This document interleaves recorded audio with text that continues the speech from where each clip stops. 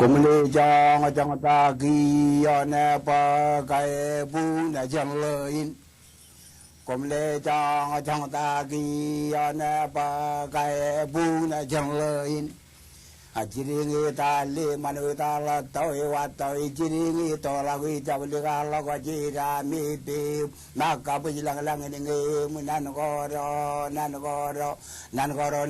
chỗ tôi nan có rồi chỗ đó có lắm abung do anema karata pa dai dole jiye ini jibri tuwa komolan lale to kala pendre kageri nim jabi utang ini mikado jara ni komla guru jila komru jin ran ya nan me ran ge kilo ini ran ga wa ini binnin tana amala ro binnin jika jaga jagi janawan jika jaga jagi ini gejala itu mur menini matang lagada malangir gole jibugi togi jibugi mani raitilie lagaitilie ole agam kala jale illigi jale no to mel jana magar gigi majala bungi lino amajada ya ne kaini ya ne la tagi yang takala tagira taga jone majala batako muru yari tarwa golawi nga golawi rega jabala taga menru jokorino jokor no big kala go yaude gajan ligini kaben ligi jaragilo nagara ini wama na jawabo jeme jaraga balago jalaro dione metoin Elipapon lagawaja itu lama tiga cini kali. Aku cara kaca warna jana kapalang lalu kadan rally meradak lale lain giam teriang lalu relang ini yang je tagiang je tagiro komro lagu tergiang muru ya lamarein capala kemuar yang loyur lagi nami melakat cigrang man wain ni bigarit tu ya lagi lamam tu ya jawal puji kamaro lita ini me cigragi toni najin to ma jimin re dal delia capala tagir tagajani bugina jeng legi ya wa agie wa ini kulit jawal taku diardak Bujin nang bukan colok ikan mejo tu le kulit bing le ni ngoelal gajo ni bege ga ya ko modum jet virtual nalele program gon meja to jan laure to meja to in kiye program ini kanan rajang chapredo dar mit iki chen alben magdik gein wuj raj walo hijin eno tage kum kanan rong imek ga raj walo iki chen chaban kanan pewe na do ko Capreo dinan ko kacito to kagingan programin. Email ang magdo ko kumna jiloy ijil lakun game. Ko im redber iumuntal imwanakan Robert Ramos Enterprises im kamagdo awalaban magdo kain an alele program yon meja to ilo dialin chage jubilyo.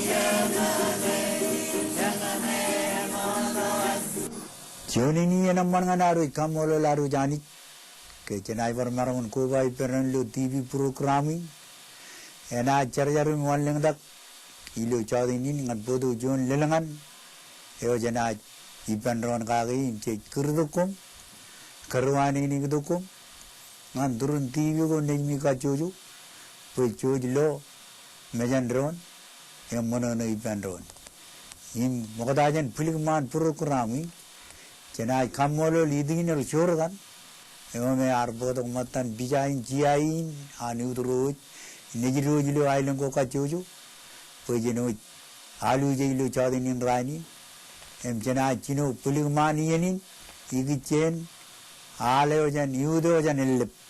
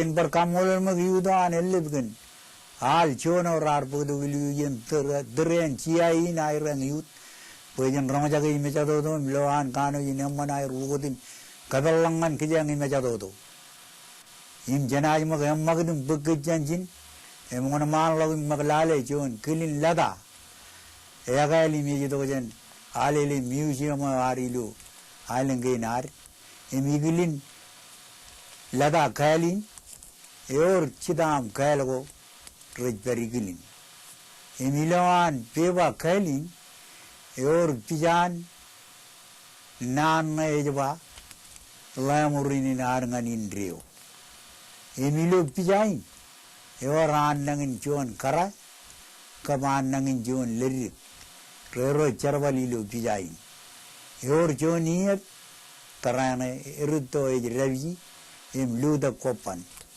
em jalamna lawan kopan ela udela pujen la korana yudangan la morun em menin la morun e chon bun nano yagari gaur im lapto jangan kit keniga la morun e wala ko jan ru chimmar em jarje ba loir ga retto ilo yalan riben go air kije bun go air daran go air ke bruer go air Payalangan rana kajur reali muawan irojo, imirojo en ajlelang anir, cuman ialun berejo en ukadangan air kamane, im en aj ukadangan lamoran anro cimar, em karayo cinen cemer, iyo jadi terlain, em kum calaga lamoran, em aramun antorun petak-petak, kenege jitu gulu khilanam man, em yor bacet frit.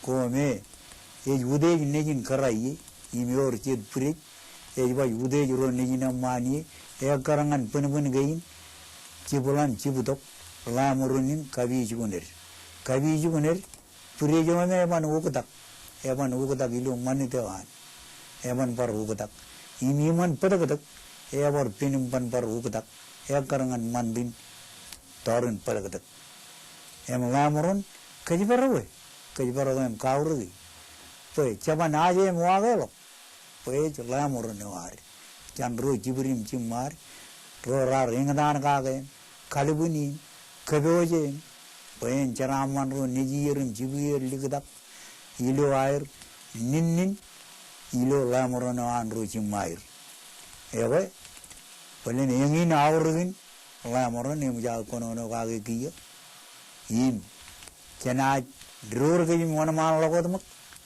im karwaini ni dok yudo jan rida ime jon man takken ugo de man mone ar ke jilo tren chiai ke yin chiai an yut roilo island ko ar ka chuchu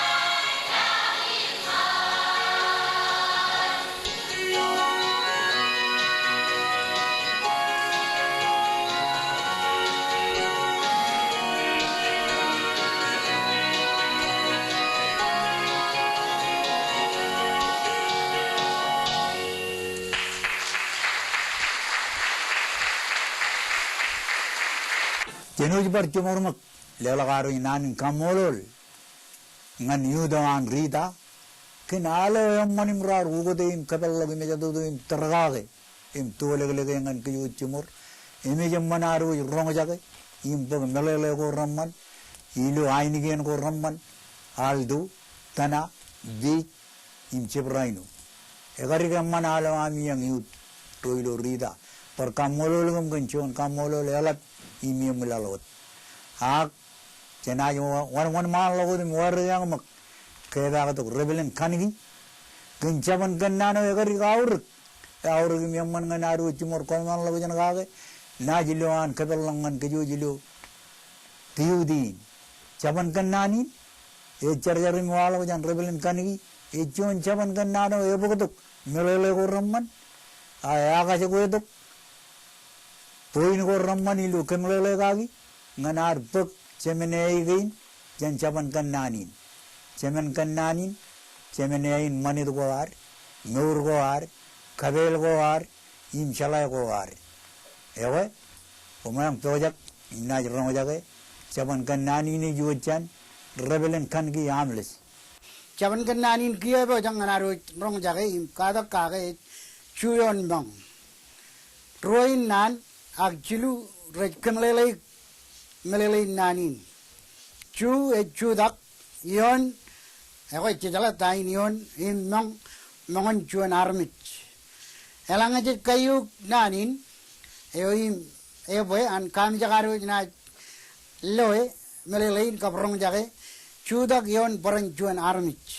Ak chu yon mangon an chuan armit. Chaban kananin yar derder jam taujin yoligolok jan rainin. Tamelele an karutoro ligut nanin ilo chuan wawino even melele kage chudak yon mangun chuan armit e chilo armit jana marang kommane rainin chaban kanani ni arwalok pen jarbalot ilo yalin konono nero armit ret konono ipandron chalgun chala pe armit ro ret konono ipandron eroban chudak yon mangun dron padabilo konono Rana Juyon Mangundiron Chongo Dair Marong. Nalelain, Nan Gorlat, Imran Garjab Kajarbali, Im Kwalawi, Rana Kajarbali lo Yeneo, Menani ne Bukchigini. Penani Juyon Mang, Ed Melelain Lujuan Armit, M. Jab Karir. Kadojan Jaran, Hilo Chabrot Kain Konono. Ejago Kanmanwa, Ejago Yawe, Ejago Nan Gojab me. Red Berber Mound like George Miawe, Everett Yini Bada or Lat, Nather in Menway Lord. Here, Chescomani Juan Wan Jong. Elangabad Ro, Chumjan Jumjavin, Errara Pendron, Hem Edalim, Eurur Kadairo, Ak Elevan Book, Ewa Ian and Rod Konon and Ron, Ilo, Ialin Juyon Moundron. Nan Goralat. Im red mujika na kadana wairo rana charjarilo yenem menin e chalan rutoroar image mantin konono ilo yenenge tugodak buruan armich nane in chuyon mang chaganan kemlelegi pero riglok ilo eben na pero dokap rainin rorik im red ber iper ilo pamle war chejai kemlelegir pelang eret Trelang ilo ini bata, rencu jim cojo ke barok im jabrak longan trio elum im bogodak im benata berconganin cuyon mang.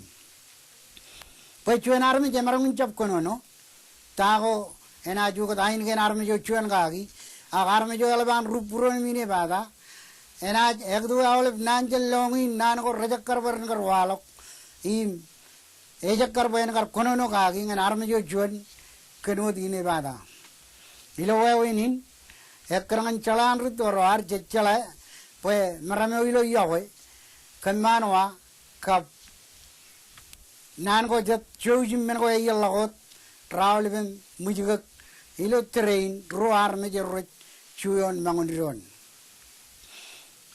an program in kejadirik pe ilo an kamelegi ilo an langro redik rajber idurun tv ko imlale ten pek tek lagi an program in ranaj kanu kaurge impage pen maye remoli mayer wan ke mem kene rainin chuj malale boy awle kadan ko ror ilo mantin majel ido ko chen erar to kunien kabugo dan manit ran gain kia rainin yakke an walok chuyon mangunarmich chelo ar kamane ilo kono no go ilo aro liagal ron ngan chikin yaga to ilo aro kowarong ron pag mauran ron imilo aro chap kaya rude roar in kononong anir ken nan ko rerro ib men ko elang wa yello ko king karmanting majaleo orchon naneo e ko armit kadan armit chandron poyalang ko ko berilo lain ko ilal ko chbai konono ko rode ngan ro ilang edan nanen liga jok raini ne mujan rubim chago 그저지 권원한 런 기여 이로 말하면 주연 명 권원한 잡으려 로 재림자들 로로데 짠그 알바로 알 로로 간 마르는 줄로 누구고 알 끝난 거는 거 잡으롱 예 우안라고 나니 이제 가다 가기로 쳐대닌 그 주연 명 근면인 프로그램이 내도 글리면 보엔 꽈록 가인 난 로딘 पहिलो हामी चिजहरू दिबीको नजमी मरङ जगह आलू जे को मुजायो कुछ बगी पहिन हामी वान केमेम इ मेनारो एनो तके चबन कन्नान के जब क्वालो की वचन तरेइन एमे चमन को मयन राइनिन आज नरगी तो जन बुगिम तौजिन यगलो जन राइनिन कर को मयन रितोरो आर गइन इम को कबे वयन चला को आयर ए चायर गइनोत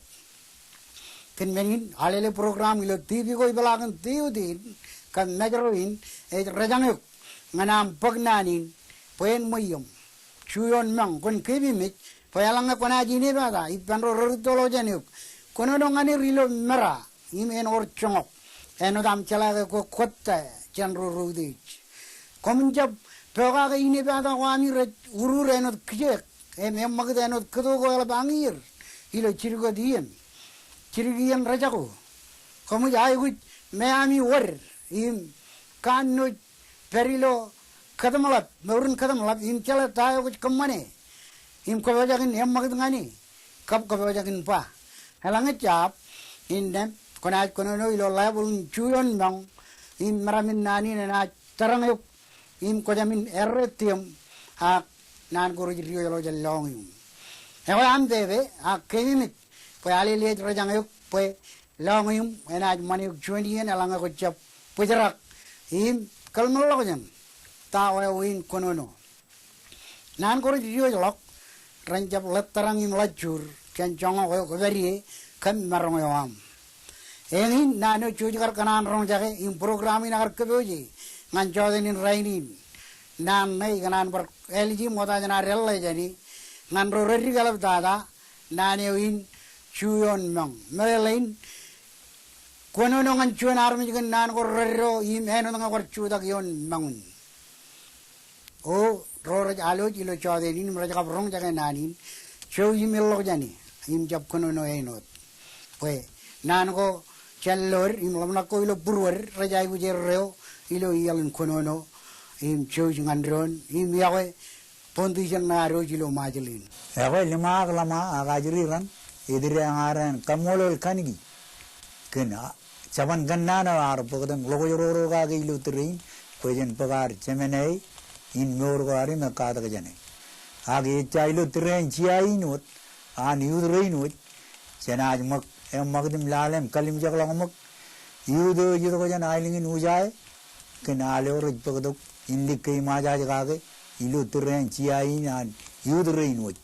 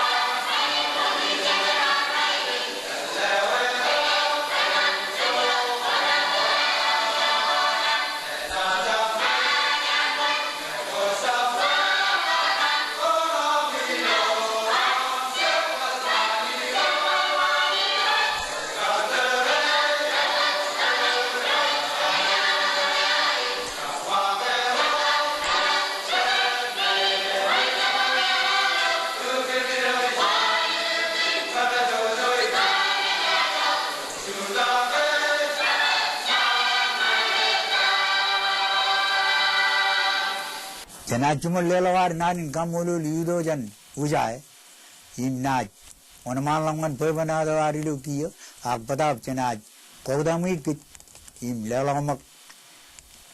Tirena niudo jan ailuk pukaduk alam manamuna arkado jilu tiren jiai.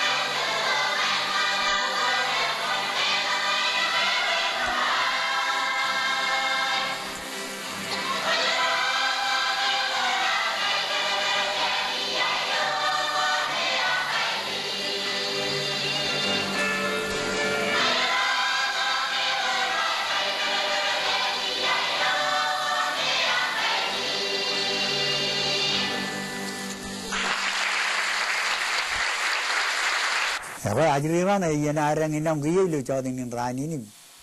Kumalagan meninina. Pina iledo ched melala raman. Ayudo jet. Kavel gojane. Eno dami melalagan meninam. Pinang. Echavanot pevenado. Avena neno kilena kada. Away ru chim jen chimedan. Pacharvala airo, charvali neamori. Roar ritolam lobaj. Rito mikiri, kier rogana neor logi joko logi madu. Ejago garrar kana neor yon peri boy.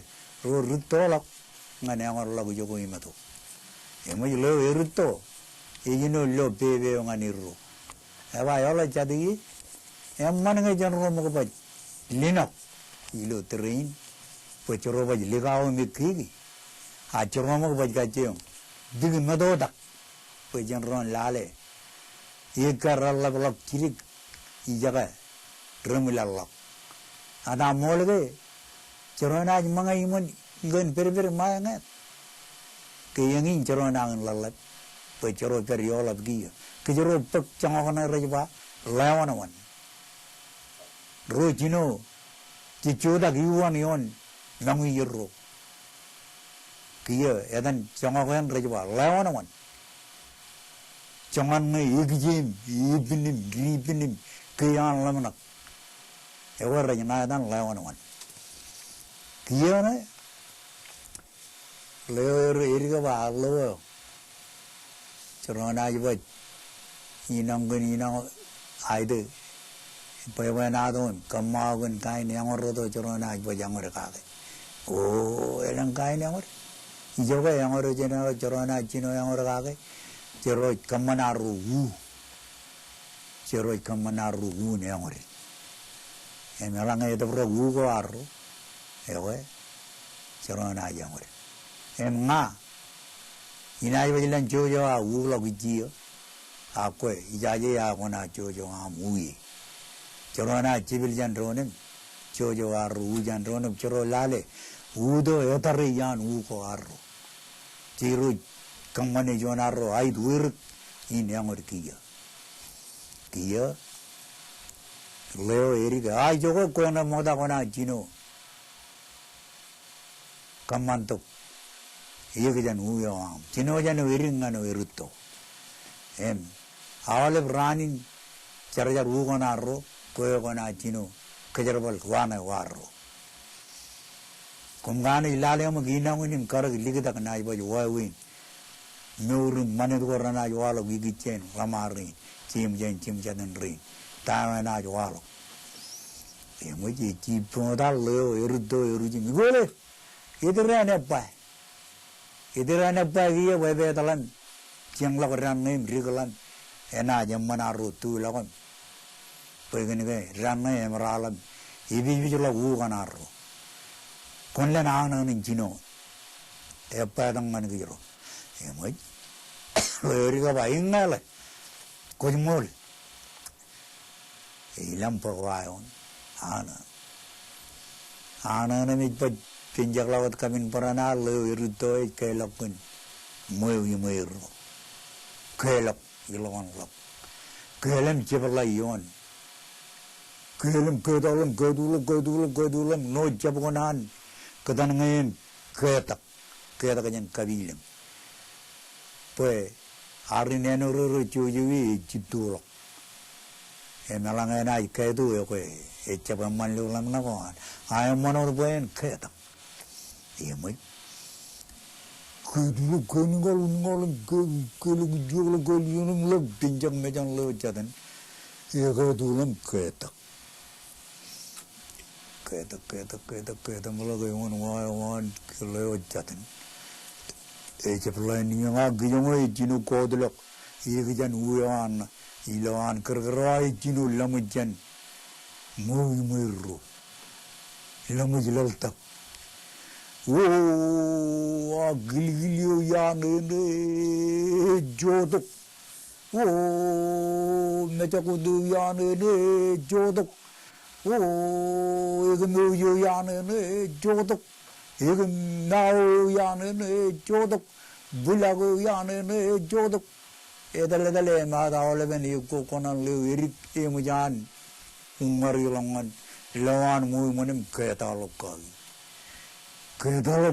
kejongna yon jurgo jurun mu rak ilegi yuko tural dam lam nojina yon kabbi iben kemna do yon kabbi ai an to lo chatan an dum bul to ko abin magi ngai por walo mu kabin magi egul mijinno girig to ko ba gudul jadi ya gudulage ala iba yon jon menin bulang le na ni bajala ban kabulang ngan kapin magi gile taleta ala joni mulai ai jebla du yon wai wa gajid eba gilgilu ya ni joto na jagodu ya ni joto iegen yo ya ni joto idele na oleveni guim jani worin buin kelo abelin madan jiri gelang yar jabli le bai gangi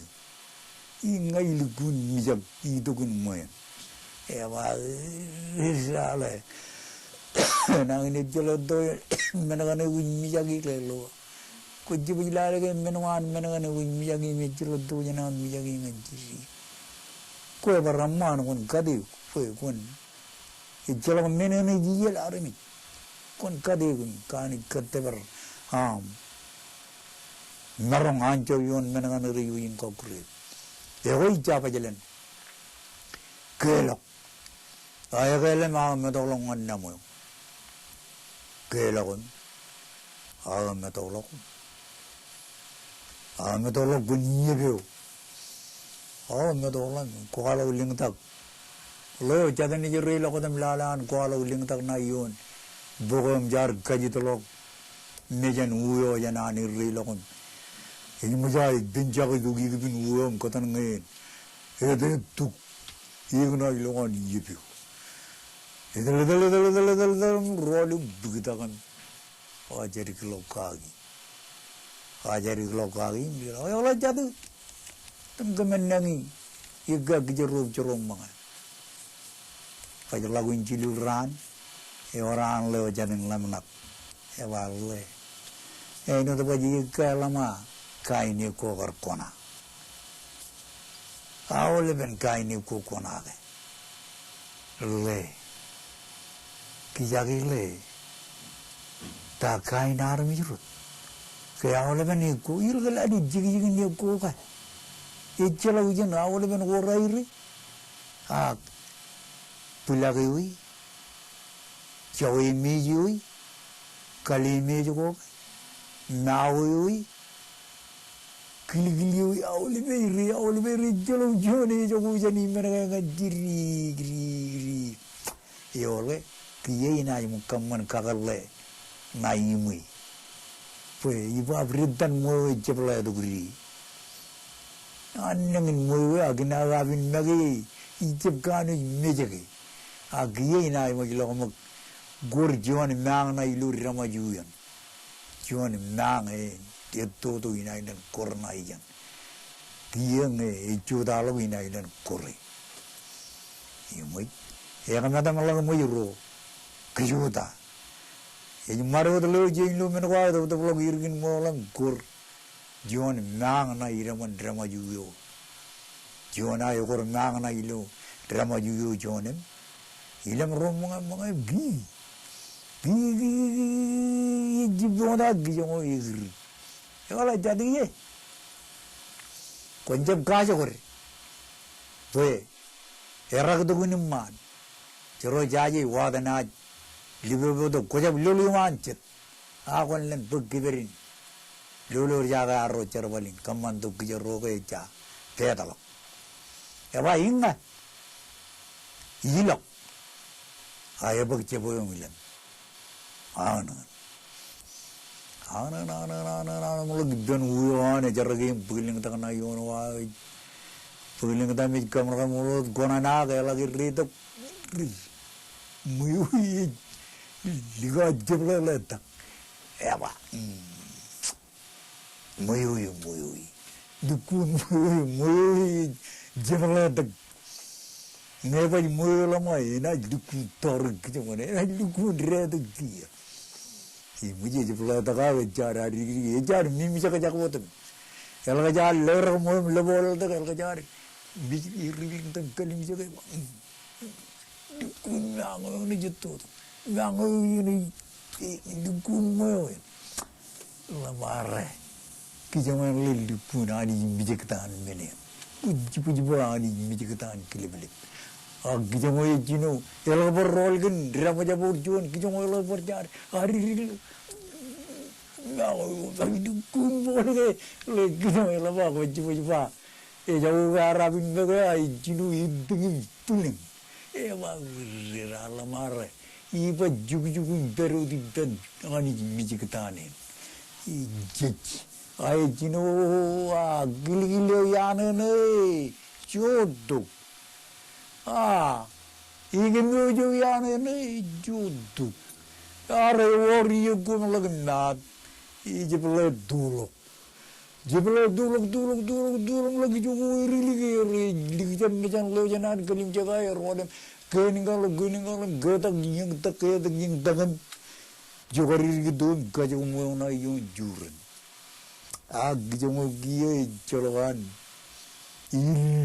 ilu iri ke balik. Itu dah gigi orang pej dulu ya tahu iri kenal lama. Le tahu deh nama. Ya orang lama lagi kalau balik warga kona mulai jadi. Udah. Aku jalan ke. Calo berkona. Itu le. Aku ibarion. Mana yang kena anten. Wala ko coba kade ujane le. Pada jam kade ujane ke. Enak cel takin mach. Evan cap cici tu boy. Eren begitu pun minum cici. Eva aku kujola leda mengain pajilan. Yang orang tu bujar. Ilem dua kami ilem yang orang mulai begitu. Eva aku jadi ni. Kau je beja kan jual itu. Lali eka kona rom. Kami tip curu. Mangai paci. Kejapan pun. Eva aku. Kita meruri apa? Oh, lo, jauh, kulit kun jual, kujualan meribik. Ko je bale e ko kona gale ko begitu kawale ban ran ko ri ngodalok. Alo e jala ko labina ma daole nana. Lukune ko kona ga. O yan kona mangai kliot. Iglie ka ko lo ko idomak relam lale ramaju yana. Ko lo ko mang ni ar kornai kagalle o. Idomak lale ramaju raja. Yar por kurjon mang nai kagalle o. Ewe enta ko iba ria bole. Uri ralo ko iba ko le ani mi jikana ko ko ju den bele bina baj ju gun ria bole. Oh iba budi mun nana. Ala kala mejan kijungi. Emoi kena na jito kar me ru jita kayo. Kijungo iruddo ejo. Ilu kun jokan mani to ar kan manen. Lakar non lok iman mejan lewa chadane non lok ilu break. Ar non lok ejo ko lok parani ilu break. Ya ko. Tamajan kam manawan ejo ko wor. Jamalo ko yam manangane ak iu kedam bekacho ko. Emlale ko. Cinjet perilu kacho ko gotam. Ajen parainut. Perilu pun ko rammane man. Ya ko. Jana pujara ke jini du pemana do ini mari gitu ko mak. Ido baru do dren cia ina niut. Eme jayar gitu ko jan. Namri ko mulawre do. Iji nganan pagatok. Ugo dem man mune na kabalangan gijang do train man mune ni do chawdin in raini. Ya ko. Ena yuet ki alin.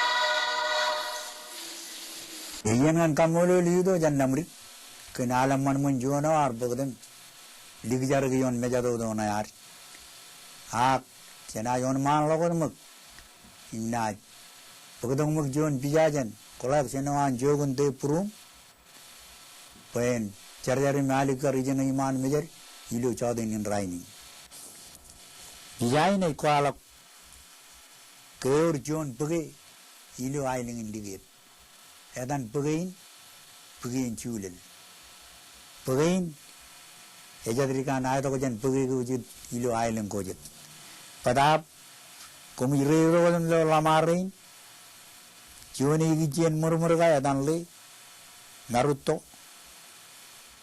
imedan le jon ilu bijai ej perije to gire ar do giyo yene ego edan le laragatak alange logo ichuo yolap ego ilo train cholak peribu program ini cekanu melele kenedan le hak pelan tawalik enai kanu melele ngan pogo jatan ego lamarin rich epo izin yon pegain julel peizin achakar pa chicken yangore me pot izin ajatrikan ike imleng ike ne peye em yon pegain eor chet lebugo me chenajwa lebu enot loigana riri rajperion perveri milgo neon perveri mebe dayangam rak ak eoro delren ilo wair arajar mulal chiri kolak kelak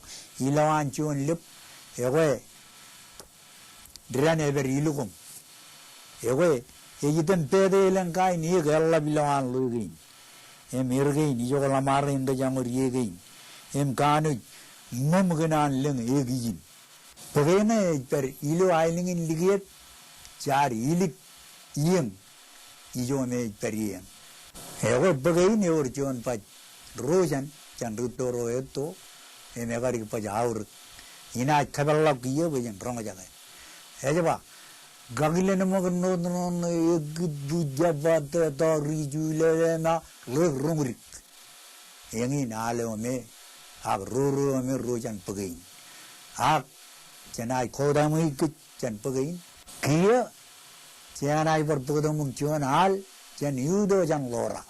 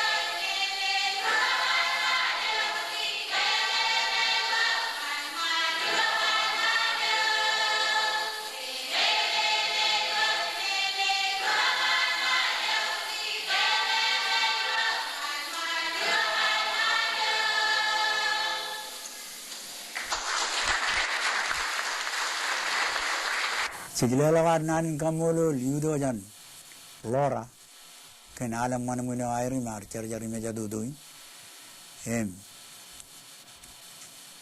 pagadok camlagun program minarang lu chau ini raini program ini leu jan nani nyago ko modem ji kaji program ni nur mai within lal ngai nai bor wan ling dak jon lelangan program jijo chumor nadam lelagaru nani kamolol chogun de purum pamlewan ken pijago ane mar chino charajari lu program prejido jan kolak jenoan in chanaj yang magdumuk in murulangan kompanian robot raimut iloar kamololi kena curah tergaga magdu ilu program ilo diaminan siaga cibuli ya boleh apa